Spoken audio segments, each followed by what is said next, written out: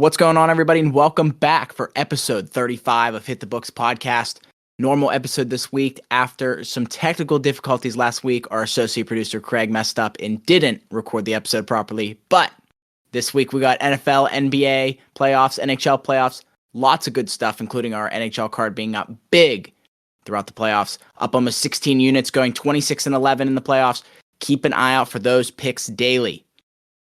Let's introduce my co-hosts, Tyler Huffnagel and Michael Mackey. Mackey, start us off. What's going on? Your Rangers are still in the playoffs. What else you got? Yeah, it's deep into the second round here, and it's always nice when your team's still alive, tying the series up. So, honestly, NHL playoffs have just been great. It's a lot to talk about in the NHL playoffs. This card is just, we're up 16 units in the playoffs, and what's that, a month? This isn't normal what we're doing, so if you're not taking our picks now, you should probably get on that because we're hitting at an insane rate. So, yeah, Huff, what's been up? Going on, everyone? Happy to be back. As Jesse said, yeah, tough situation last week with what happened with the episode, but we're back this week. And as Mackey said, NHL card is on fire. Tough night last night with the Flames, going a little heavy on them, 3 units, being plus money. We were looking to kind of go big there, but Oilers end up covering the puck line. We had Flames -1.5 on the alternate, but, like you said, still up almost 16 units. Tonight we have the Avs in regulation up 3-1 right now, so looking pretty good tonight and excited to get into it. A lot going on. Yeah, your Rangers still into it after that little tough start to the series they had, but, Carolina's good at home. They're right back into it. We'll get into that series in a little bit, but yeah, going on. Let's get right into it. Yes, sir. Let's jump right in. Let's start with some NFL. Huff put down a good point here. Pepsi will no longer be the Super Bowl halftime show's title sponsor. Plan to continue to have a strong presence in the NFL through sponsorships with teams and players. I think that's kind of interesting. So when I put this down, I didn't see anything about who's going to be the next one, but I don't know. I'd be kind of. It's going to be like Chevy or Ford, like one of those. It's definitely going to be like a car company, like something like that. Yeah, but I actually didn't see this though. I was going to say what I was leading to is I don't think that they would let it be like a beer, like Bud Light. You know what I mean? Halftime show. I don't think that the NFL wants that. Obviously you see all the beer commercials and stuff with all the beer ads all over the NFL, but I'd be more surprised if they go with like this. Obviously going from Pepsi, not saying like they want to keep it with a drink, but I'm saying like, you know what I mean? I think they'd go more with like a company like Chevy. Obviously it's going to be whoever pays the most. If Bud Light writes a blank check, the NFL is going to take it and run with it, but you know what I mean? That's just kind of how I think of this, but it'll be interesting to see who it is. I'd love if Coke just takes it. That'd be hilarious. That'd be so petty. That would be really funny. What I'm thinking? Like, why they wouldn't go with a beer is because your target market is they're trying to at that point because you can only go for 2 people over 21. Everyone drinks Pepsi. So now thinking about it, I don't know if they would go with shit. I guess everyone drives too. But I think they'll go for something that had the target market is literally anybody who watches the TV. Mackey, you just made a good point. I could definitely see it being a car company.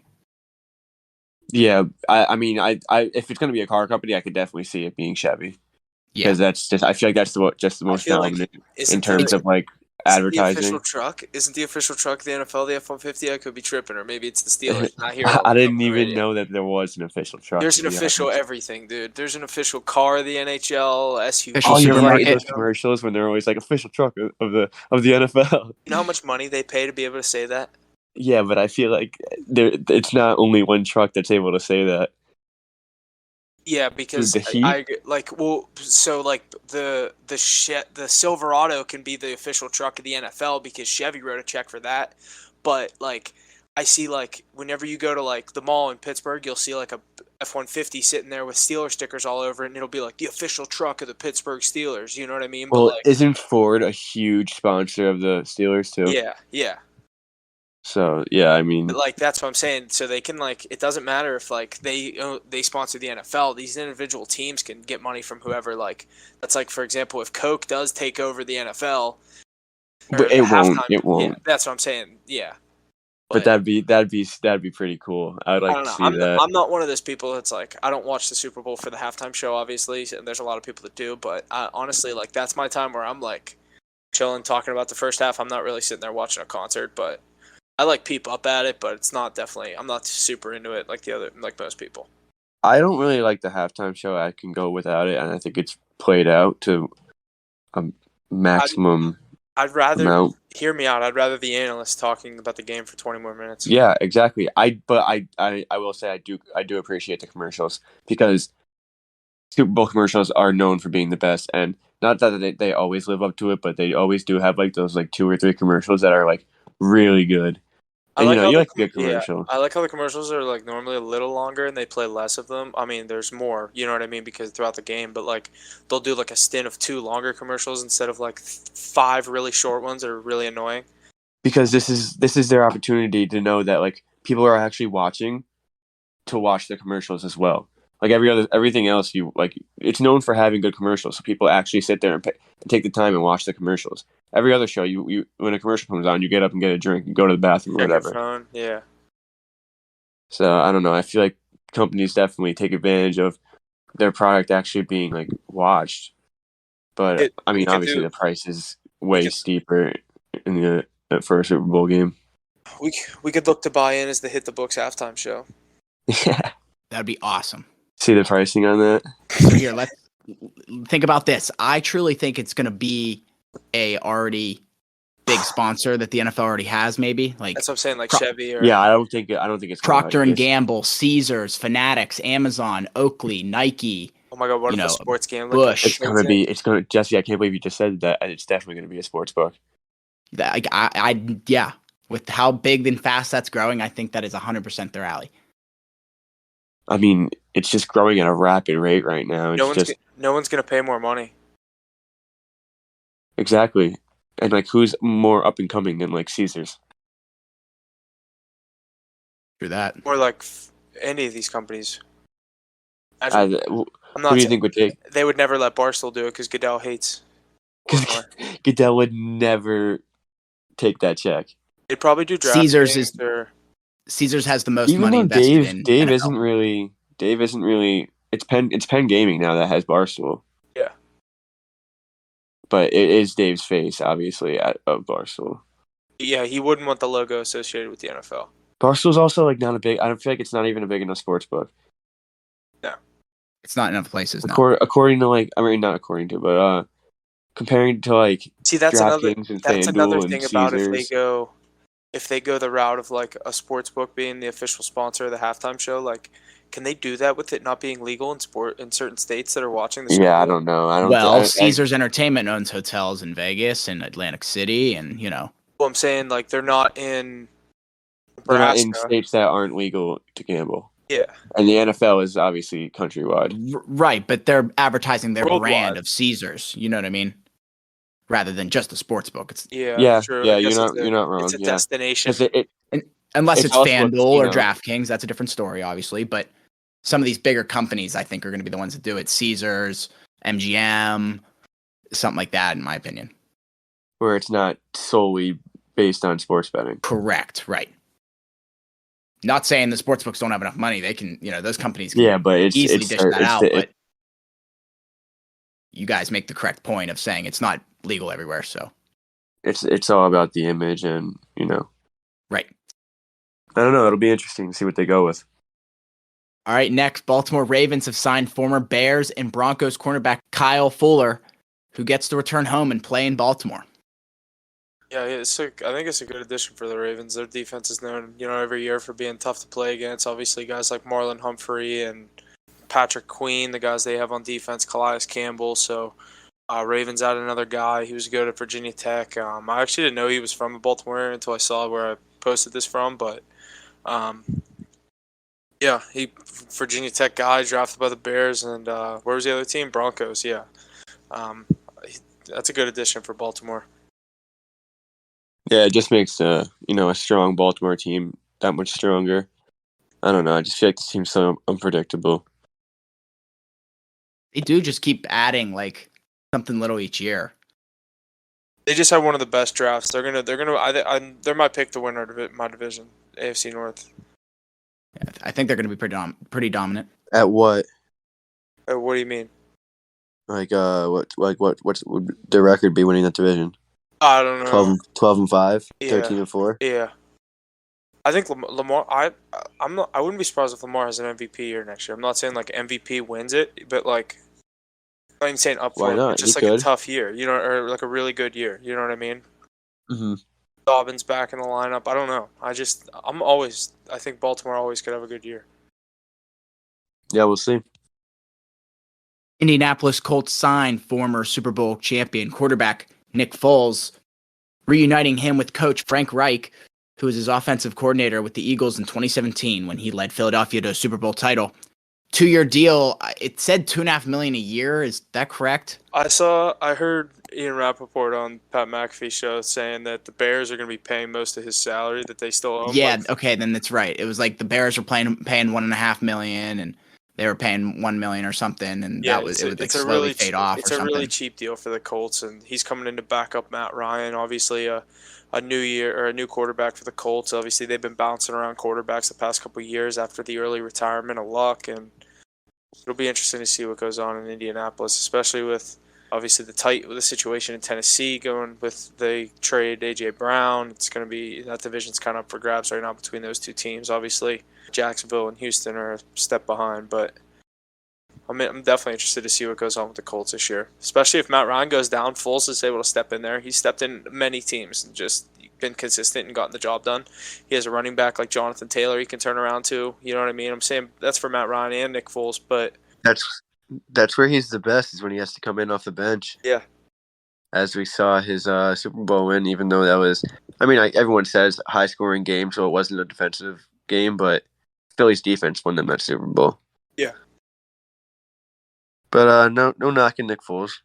Big Dick Nick. Good for him. Glad he got signed. Yeah, good for him. Good. I'm rooting for the Colts this year. Hoping to go to a game. Like seriously, Steelers play at the Colts. I'm really trying to go to that. You're trying to go to Indy? Yeah, me and Jesse are. I didn't even Never realize. been to Indiana. Yeah, I haven't either. That's nice. You should go to that. Yeah. Probably not too far from you either. Jesse, what's the drive? Like 6 hours. It's like 6, yeah. Browns officially re-signed defensive end Jadeveon Clowney to a 1-year deal.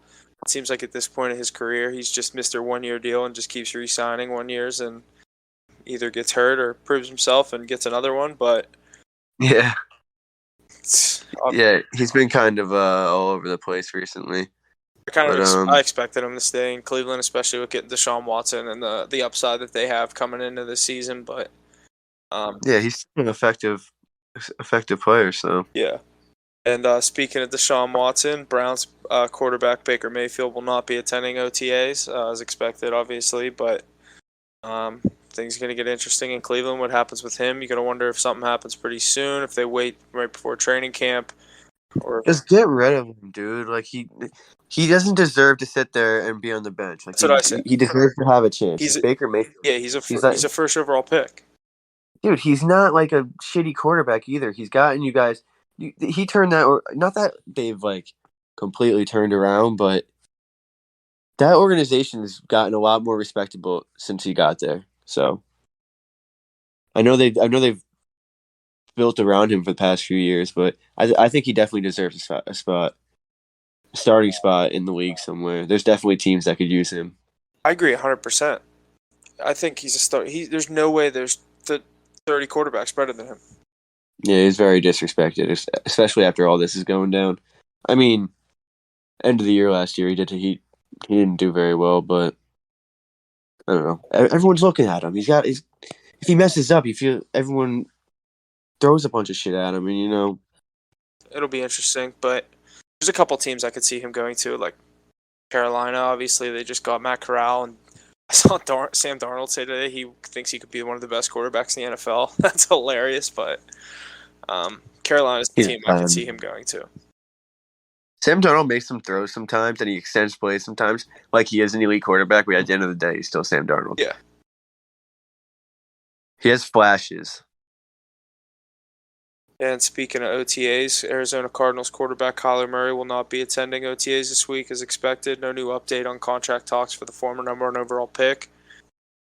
What do you think happens with him? I don't know if he's a free agent after. I think he's a free agent after this year. He wants the new deal, wants his big money. It'll be interesting to see what happens with him. Could you see a situation where he's not a Cardinal? No, not really. I think his relationship with that team is too good, and I mean, he's done what he's needed to do. That division was the best division in the league this year, probably, and he was atop of it the entire season. Started the season 8-0. He got a big win against Dallas week 16 or whatever it was. I mean, I don't know. I think he's done what he's needed to do. Pay the man. Yeah, I agree. Did you see the Arizona Cardinals are going to be Hard Knocks mid-season next year? I did not. I saw a bunch of memes of people saying we'll get to watch the demise of the Arizona Cardinals live. Yeah. I don't know, dude. That team has so much potential. I don't know why. Kyler Murray's a good quarterback. He deserves to run that team, I think. Yeah, I agree. He's definitely. I mean, he hasn't. How many years has he been there, and how many years has he missed the playoffs?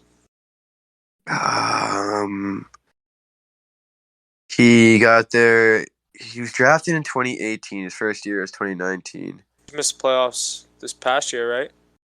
No, he made it. He was dude. They were Yeah, they played the weren't Rams. They played the Rams. Yeah. They won the division. Last year they won it. They made the playoffs too. I think it's only his rookie year. Yeah. Okay. And that team wasn't good. That Cardinals team had no hope. No. Dude, the Heat are so bad. They haven't hit a shot in couldn't even tell you how long. Yeah, Steelers name VP Omar Khan to be the franchise's next general manager in replacement of Kevin Colbert. It's pretty interesting. Yeah. Kind of saw this, right? This was pretty expected. Everyone keeps saying that. I mean, the Steelers have been talking for years that this guy's kind of been grooming. They've been grooming this guy to be one of the kind of big wigs in the organization, whether it be, I mean, being the vice president of the Steelers or any NFL team, it's obviously a very high role. And with Colbert stepping out this past, I think last week or the week before was his last week with the team, but Khan's going to step in there. I mean, I think he'll do a good job, but it's tough to say with the general manager. Obviously, Colbert going through this past draft with the Steelers, so it's going to be interesting to see, how the contracts and everything. Kind of tough to say right now, as he, you know what I mean. It was just named, but it'll be interesting to see what he does. As Colbert, you know what I mean. Obviously, had the success that he had over the past however many years, but yeah, some big shoes to fill. We'll see what happens. Yeah, time to change the course a little bit and see if this guy can do something. Alrighty, let's look at some of these future odds for the NFL coming into this NFL season. We have most receiving yards in the regular season. I'll go through maybe top 6, and then if you have any players specifically that you want to look at, or Mackey, you have any odds you want to hear on some of these guys further down, I can look at them. Top guys in order are Cooper Kupp sitting at plus 800, Jamar Chase plus 900, Justin Jefferson plus 900, Travis Kelce plus 1100, Devontae Adams plus 1200, and Deebo Samuel plus 1400. Travis Kelce sitting there at 4 with the departure of Tyreek Hill, who's now tied with Stephon Diggs at plus 1700, right behind Deebo. What are you thinking here? I mean, dude, how could plus 700 for Cooper Kupp? 800. How can you go against Cooper Kupp? I don't know, but that. Justin Jefferson, maybe. He's proved you can't guard him. Yeah. And he's in the same system as he was in last year. That's what I mean. With the same players, with the same quarterback, the same other receivers. Defenses they know what he's going to do. They still can't stop him. So I don't know. I don't know how you can go against Cooper Kupp here. I think he cleared him 500 or 400 yards last year. And I think the only other guy that's worth taking a shot with is Justin Jefferson, and I'd like him at 1100, not plus 900. I'd rather take Kupp at 800. I just don't think he has a good enough quarterback. But he just airs it out to him. That's all they can do. Yeah, but I agree. I like Kupp better. I'd even take Chase plus 900. But I just don't. I think they cool. Let's see any long shots. Huh? Let's see any long shots. What's Deebo at? Deebo's 1400. CeeDee Lamb 1700. There's no value in CD. Dak uses all of his receivers way Jerry too much. Jeudy with his new quarterback like Russell Wilson is plus 2,500. Yeah, AJ Brown. 2,500. There's some value in AJ Brown. Mike Evans plus 2,000. I don't know. You keep I would- scrolling I down. think- None of those I think guys he- are gonna win. I think you go safe here and just go Cup, Coop. yeah. I don't know. I thought he would be like plus like 450. I thought he would maybe. too. All right, rushing yards. Alrighty. Most rushing yards in the regular season. Derrick Henry and Jonathan Taylor tied with plus 450 favorite odds. Behind them in third, or I guess second place technically, is Dalvin Cook sitting at plus 1,000. Nick Chubb plus 1,100. Najee Harris plus 1,600. Elijah Mitchell plus 1,600. Joe Mixon plus 1,600. And Antonio Gibson plus 2,000. Bro, if you were to ever shop these and like actually place bets, you just need to go book shopping because the odds on this DraftKings is so different. Najee's plus 1,000 on DraftKings, 1,600 on Barstool. and he's 1,600 on Barstool.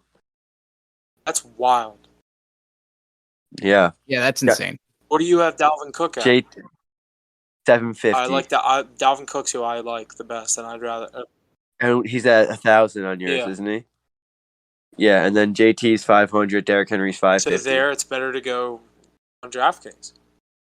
Yeah, but everyone else, it's definitely better to go What's Barstool. Chubb at? I don't like him, but what's Chubb at? 800. 1,100.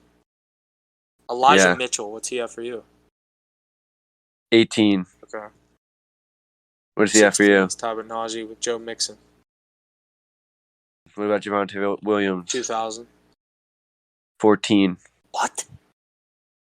Yep. All right, I'm going to give you a long shot. Austin Eckler, 25. 3,000. Zeke, What about Zeke? 4,000. What? 2,200. What? No way, Huh? he's 4,000. Plus 4,000. Bro, imagine you take Zeke at plus 2,200 on DraftKings and somebody told you he was plus 4,000 on Barstool.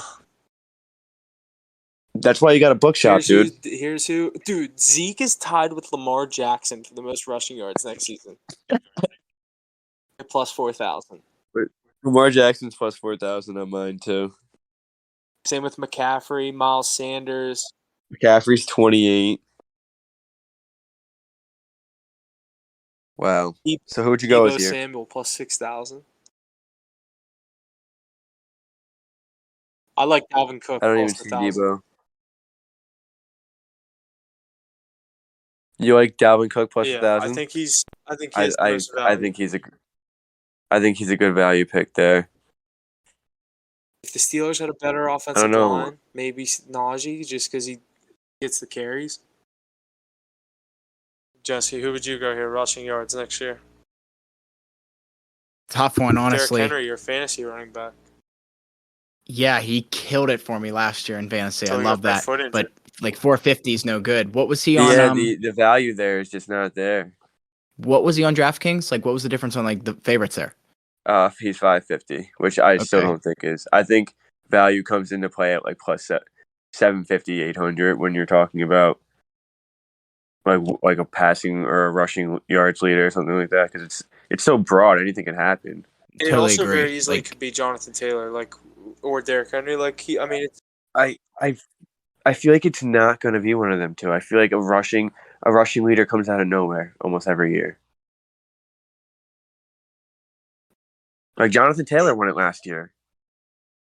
Jonathan Taylor was probably not even top 10 odds. Alrighty, let's look at the most passing yards in the regular season next year. The favorites, Justin Herbert and Patrick Mahomes, sitting at plus 750. Tom Brady at plus 800. Matt Stafford, 900. Burrow at plus 1,000. Tied with Derek Carr at plus 1,000. And then Josh Allen and Dak Prescott are tied at plus 1,200. What's Mahomes? 750. Tied with Yeah. Herbert? Wow. He's 5th on DraftKings. Holmes is? He's 900 on DraftKings, and there's 4 guys Give me your ahead of top him. 5. Actually, he's tied for 3rd, but he's like the 5th name. Herbert's 550, Brady's 700, Stafford, Burrow, and Mahomes are all 900. Interesting. What's Josh Allen? 1,000, tied with Derek Carr. And Dak's 12, What's Russell Wilson? 18. on Barstool. Aaron Rodgers, 2,000. he's 14 on here. Deshaun Watson. 18. 2,500. He should Jesus Christ. He should have much higher odds than that because he might not play a full season. Yeah, he's actually definitely not going to play a full season. There's no way they don't suspend him 6 games. That's exactly what they're going to give him. Value 6 pick games. here is I'd go with Stafford. I don't know. The same reason I picked Cup, I'll go with Stafford. One of those would hit. Okay, yeah, you're right. One of them would. I'd go with. I mean, Mahomes is plus 900 on DraftKings, so I think there's value there. I also think Dak has value at plus 1,200. He throws the ball 50 times a game. Those are the 2 value picks. I wouldn't really. Allen, 1,200. Yeah, Josh Allen has value as Russell well. Wilson. Herbert's way too high. Brady's way too Brady's high. way too high. I'd like to see Russell Wilson airing that ball out in Denver. Yeah, I don't think think he'll. it, though. I don't think he breaks. He'll do what he always does. He'll start the season really hot, and then he's gonna start having to play some of those tough divisional games, and we're gonna see how good that Denver team really is. Yeah. Who won it last year? I don't want to look it up because I want to know. I want to say Stafford. Look it up. I actually have no idea. I'm looking it up. Aaron Rodgers? No, definitely not. Tom Brady. It was Tom Brady. You're right. 5,316 yards. So he had 5,300 in a 17-game season. I feel like that's kind of. Actually, no. I guess it's kind of high. 5,000 yards used to be a crazy year. Plus 300, that's even better. Yeah. You think so? I feel like every passing yards leader always had 5,000. That's what I mean. That's the guy that he led. Yeah. Okay. So adding an extra game, you add an extra 350 yards. That makes sense. 350. You know what I mean? Like if you're saying I have 5,000 yards through 16 games, and then you say, "Oh, I played 17 games and I got 5,300." It's like, damn, you threw for an extra 300 yards. That's a good game. But the average, like you think about what most of these guys' yardage prop is set at going into an NFL Sunday, it's like 258, 290. You know what I mean? Like there's not. If you throw for 294 yards over a 17-game span, that's 5,000. So you're averaging, when you throw for 5,300 yards, you're averaging over 300 yards a game. Yeah. 53. What did he throw? 53 what? 53.50. Yeah, you're throwing he averaged 314 yards a game. That's a fucking really good yards. For a 44-year-old, yeah. All right, that's going to do it for us in our NFL segment. I think next we got some NBA with the Golden State Warriors leading the Dallas Mavericks 3-1 in the Western Conference Finals. Series heads back to Golden State as the Warriors try to eliminate the Mavericks. Yeah, I mean, we had that play last night. We had Warriors money line. I think we completely misread that situation. I thought the Mavs were dead. I thought they weren't gonna. I thought even Luka was gonna have a bad game. I thought Steph was gonna come out, drop another 35 like he's been doing, and they were just gonna wait to see who they play. But we should have known. They were gonna try to win it. They're gonna win it at home. NBA gets their extra game for views and to make their money. So I guess we just misread the situation, but I don't know. I don't see anyone beating this Warriors team, especially not those two Eastern Conference teams. The Eastern Conference teams. You're saying you like the Warriors over either of these teams? Yeah. Yeah, I think the Warriors win it this year. I don't see a situation where they don't win it, unless Boston comes out firing. But their offense has looked too slow. Yeah, I'm right there with you. I think the Warriors, they definitely look good. They should have had this series wrapped up, but they're going to play Game 5. Obviously, I think they'll win this game by like 20, but it's going to be interesting to see what happens. Yeah, Warriors -7.5 tomorrow might be a play. As far as this other series, obviously, series is 2-2, but Boston's winning this game right now. 3 minutes left in the fourth, 89-76. So, knock on wood, you can count that as a win for Boston. But looking like they're gonna head back to Boston for Game 6, leading this series 3-2. Looking like they can wrap this thing up on their home floor. Yeah, this Heat team looks so dead, man. If you watch them in Game 5, I mean, Jimmy Butler's airballing shot after shot. I mean, Kyle Lowry has 21 minutes, 0 points, 4 fouls. The team just looks dead. They're probably injured, but so is Boston. So they better figure it out. I don't think they're going to go to Boston and win a game. So I think the series is done. But if they could figure out a way to win Game 6, maybe Boston has a few players injured or something, get it back home, give themselves a chance. But I don't know. I think the Celtics already locked this one in. Yeah, I think same thing. I think they go back to Boston, wrap this thing up. They're not going to lose in the Garden. I agree. All right, that's about it for the NBA, I think. NHL, our bread and butter, the playoffs going on. Bye-bye Panthers. The Tampa Bay Lightning take down the Florida Panthers in 4 games, shutting them out in Game 4. Vasilevsky is nuts. Game 4 was the first time the Panthers were shut out all season long. And the Panthers had the most goals in a single season in the salary cap era. The Lightning will play the winner of Hurricanes and Rangers. 49 saves from Vasilevsky in that Game 4 series clincher. I kind of want to go off on the Panthers. I mean, what a shitty performance in this whole series. I mean, they come into the playoffs against a shitty Washington team, made them look decent, gave them a few wins. They escaped just because they're a President's Trophy winner. They play the worst team, so that's why they escaped. Then they come into a series against a Tampa team that they've literally dominated the entire season, and shit the bed 4 straight games. I mean, Vasilevsky's good, but this is the best offense. Again, the most goals in the salary cap era. Is that what it was? So Yes. it's just so embarrassing. How does a team like that, who has so many players on it that want to win a cup, Giroux comes there to win a cup. It's his only chance, honestly, in my opinion. And they shit the bed for 4 straight games. I mean, Vasilevsky played great, yeah, but in this day and age, it's so if a team is playing so well and their chemistry is that good, a goalie is not going to make a save that's impossible to stop, and that's just what we've seen multiple times. So it was a pitiful performance. Yeah, it was just a pitiful performance by a team that had so much hope coming into this playoffs to, finally make a run towards that cup, and you get swept 4 games nothing. So that's all I have to say about them. Yeah, obviously everyone was talking about the power play with the Florida Panthers coming into the playoffs, how high flying it was, and obviously how dry it went in the first round, and hoping they could get things back going in the second round against Tampa Bay. Obviously, we know they got number 88 in net, Vasilevsky, like you said.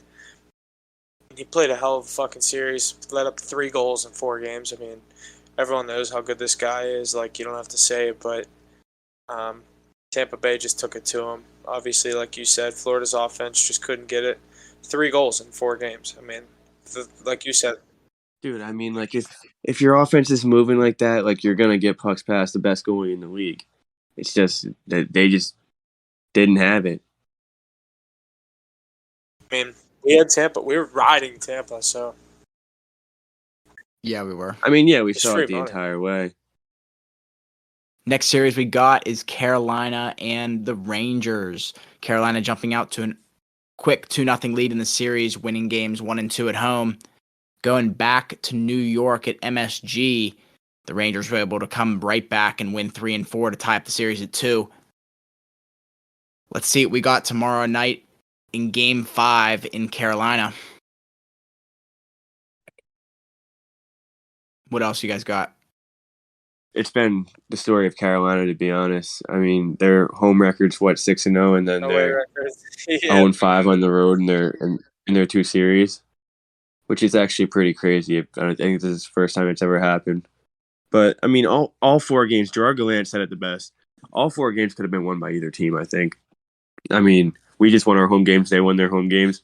But game 1 and 2, we easily could have had either one of them. And then I think the same thing for these games. I think Carolina could have had them if they just got their bounces. But we just got to steal one on the road. It's as simple as that. I don't think Carolina beats us in MSG in Game 6 if we can win this Game 5. But you got to win one on the road, and that's the story of the series. So hopefully the Rangers can get it done. I think this is a really good matchup for them. I think they're playing well against a team that they played awful against the entire season. But, this can go either way. So hopefully the Rangers can come out on top. I think back to what you said about how you said either team could have won any of the games. But I agree, but I think the Rangers dominated the games in Carolina more than Carolina had any chance to win the games in New York. Yeah, I actually do agree with that too. I think, especially Game 1, we should be up 3-1 right now. I mean, you can't lose that game. You're up for 40 minutes out of the game, and you just blow it with 2 minutes left. I mean, I don't know, but yeah, you're right. I think Rangers are actually controlling more of the games than Carolina is, if that makes sense. Absolutely. Which is surprising because I didn't think it was going to go that way when we came into this series. It's going to be interesting to see Game 5 tomorrow night. Game 6 is Saturday. I'm hyped for that. You think the Rangers can pull this off, or you think it just goes home? I wouldn't be shocked if the Rangers win tomorrow night. As far as betting it, I'd have to see what the odds are. But I don't think the value will be there. I think the Canes are only -140. That's tough. Dude, Shesterkin's playing so well too. He's playing like he did in the regular season at this point.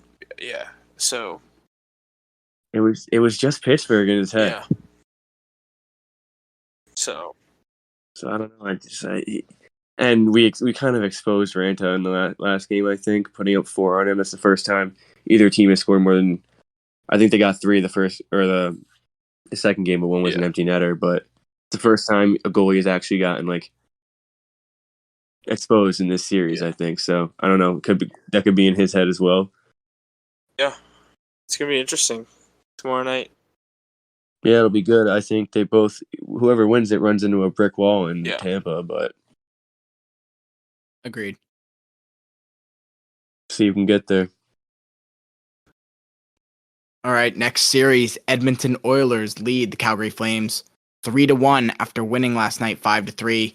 Series heads to Calgary as the Flames will face elimination in Game 5. Mackey, what do you think happens in this game? I don't think there's any chance Oilers win the series 4-1. That's what I was thinking. I think Flames win this game. Yeah, I think the Flames look pretty disappointing. Yeah, dude, this team was so good in the regular season, and they're just shitting the bed. It's another Panther situation. I mean, it's just another inexperienced team at the end of the day. I think that's what it is. I think you're right. Matthew Tkachuk, Gaudreau, Mangiapane, they're all brand new to the situation, and they're really not handling it very well. As you could see, they're all over the place, in my opinion, and they're getting too much into the trash talking and letting that dictate the way that they've been playing. When you have McDavid and Draisaitl skating circles around you and just dishing it off to Evander Kane to have a 3-point night every night. Yeah, he's been the story of the series. Yeah, I mean, he has been, but it's just been McDavid, and they've just been giving him the damn puck, and he's been scoring on an empty net because he has no attention drawn to him. Dude, I think this is the best thing they could have done. They've split up McDavid and Draisaitl for so long.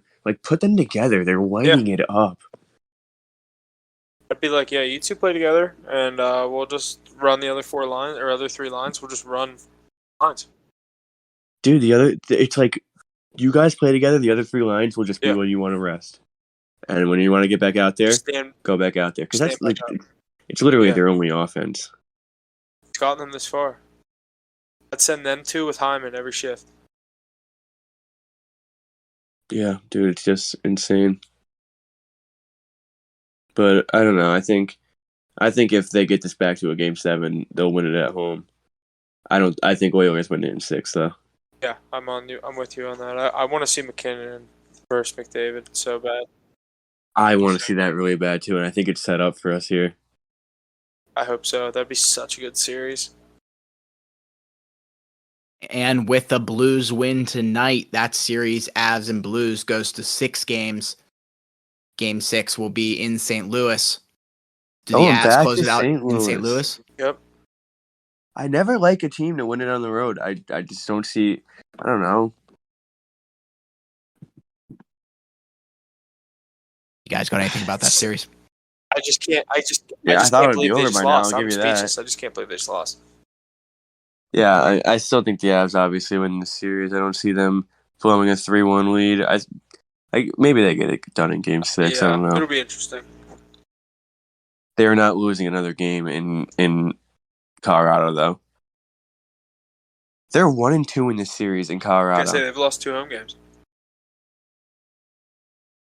And their home record this season was like 28-5-2 or something like that. It was ridiculous. It is crazy.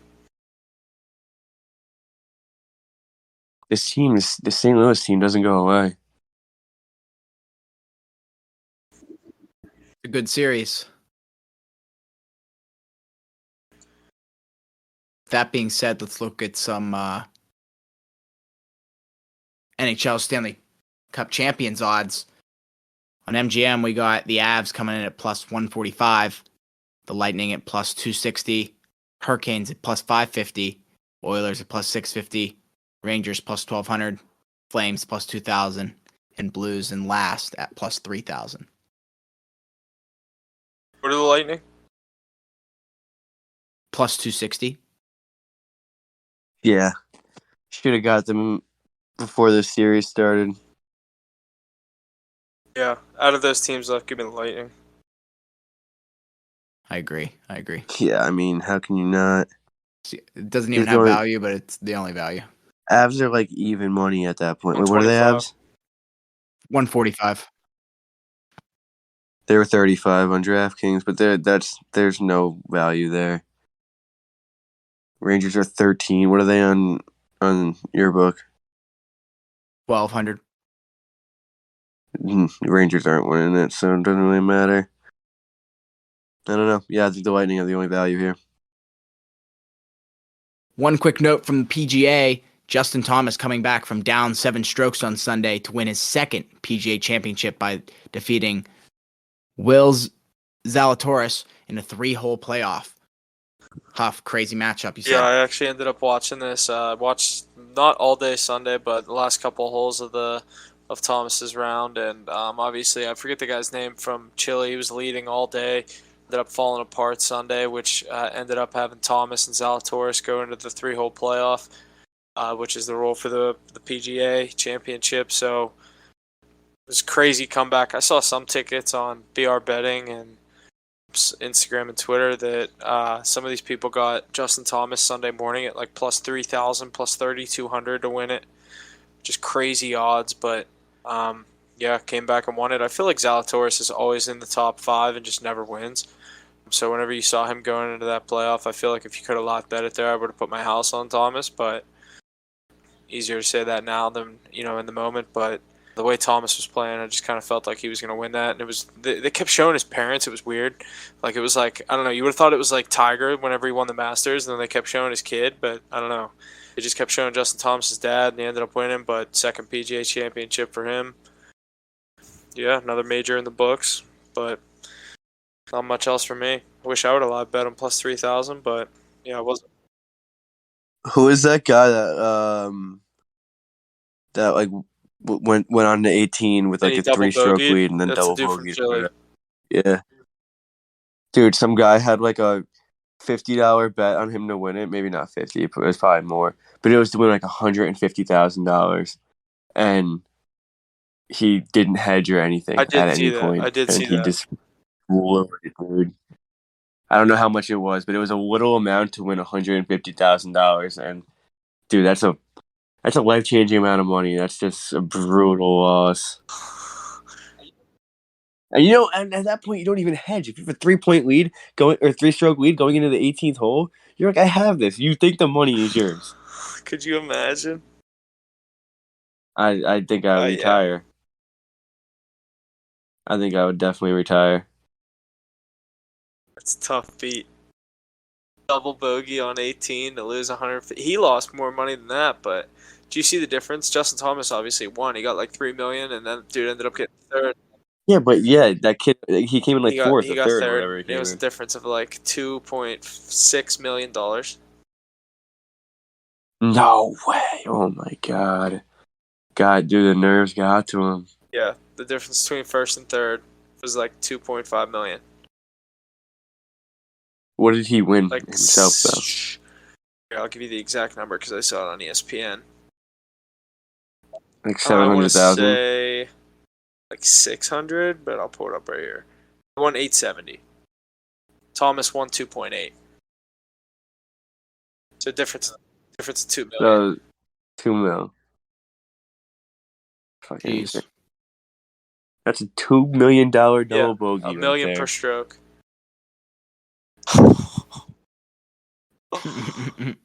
Oh, That one stings for a while.